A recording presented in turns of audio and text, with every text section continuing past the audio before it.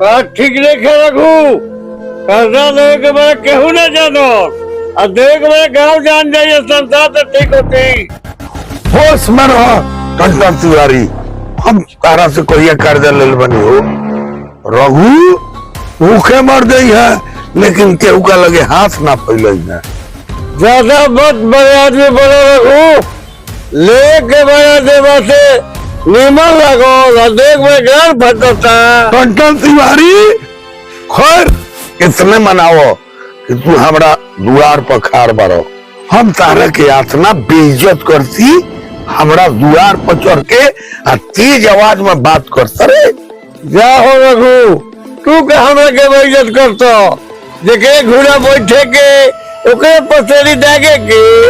Kanchan Tiwari